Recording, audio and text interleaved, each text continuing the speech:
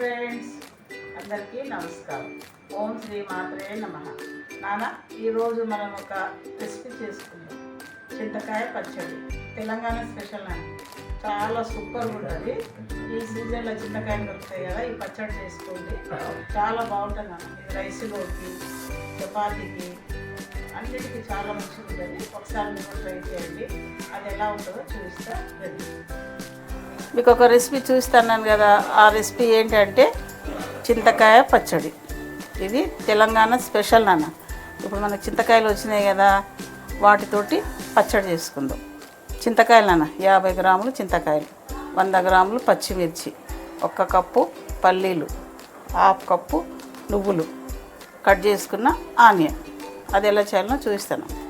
ఇప్పుడు మనము వేడి నీళ్ళు పెట్టినాం నాన్న, ఇందులో ఈ చింతకాయలు వేసేసుకుందాం.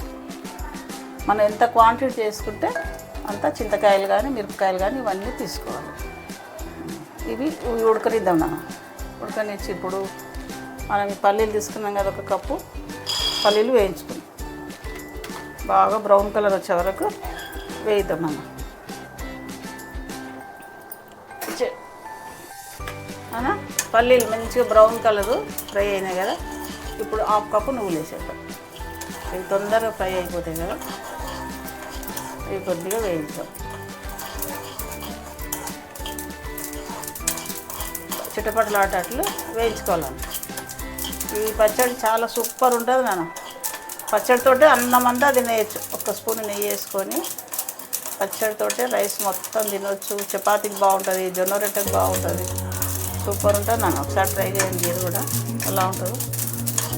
ఇప్పుడు ఇవి ప్లేట్లోకి తీసుకుందాం.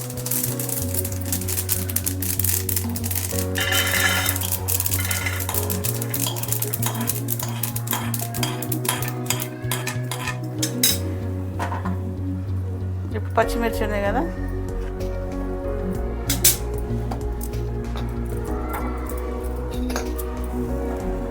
ఈ పచ్చిమిర్చి వేసుకున్నాను. ఇవి ఇందులో కారం ఎక్కువ ఉండదు, అందుకే కొద్దిగా ఎక్కువ తీసుకున్నా. కారం మిర్చి ఉంటాయి కొన్ని, అట్లాంటప్పుడు కొద్దిగా తక్కువ తీసుకున్నాను.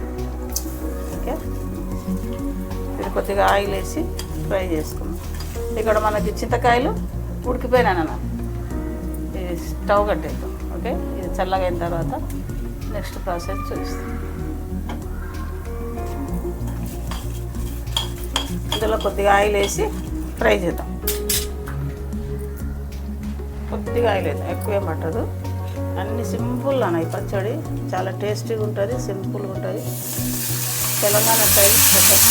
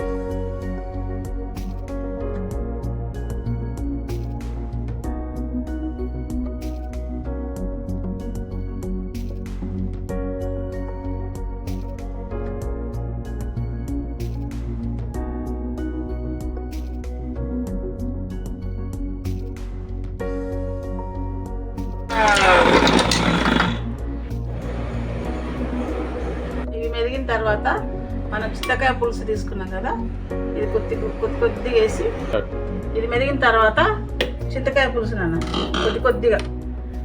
కొద్దిగా యాడ్ చేసి మిక్సీ చేద్దాం. మనం ఎంత పులుపు తింటే అంత పులుపు. ఇప్పుడు మిక్సీ చేద్దాం మెత్తగా. ఈ మిగతా చింతకాయ పులుసు కూడా ఇదంతా వేసేసుకున్నాను. వేసుకొని మెత్తగా మిక్సీ చేసేది. ఓకే,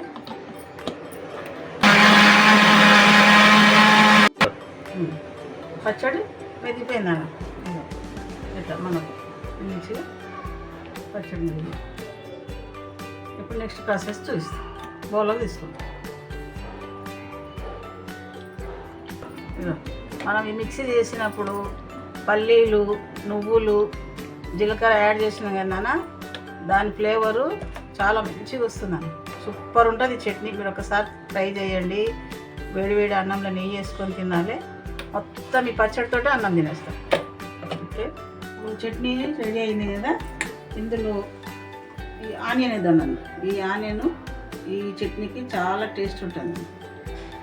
ఎంత అవసరం ఉంటే అంత వేసుకోండి. ఈ టైంలో మీరు పులుపు, ఉప్పు ఏమైనా తక్కువ అనిపిస్తే యాడ్ చేసుకోవచ్చు. మనం ఈ టైంలో పులుపు, ఉప్పు పోటు పెడదాం. ఈ స్పూన్ తోటి ఒక్క స్పూను టేబుల్ స్పూన్ ఆయిల్ వేసినాను. పెద్దగా ఈ స్పూను దీంతో ఆయిల్ వేసిన. ఈ ఆయిల్ వేడెక్కిన తర్వాత ఆవాలు,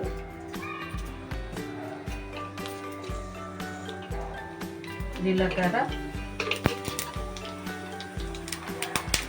ఎండుమిర్చి,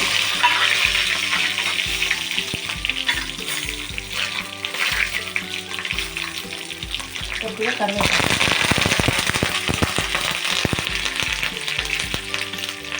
ఒక హాఫ్ స్పూన్ పసుపు వేసి పోపెట్టుకుంటాం.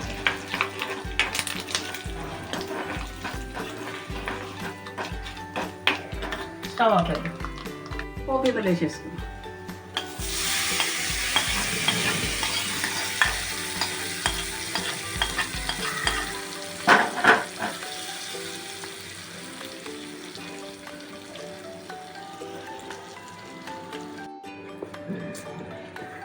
భలే ఉంటుంది నాన్న చట్నీ.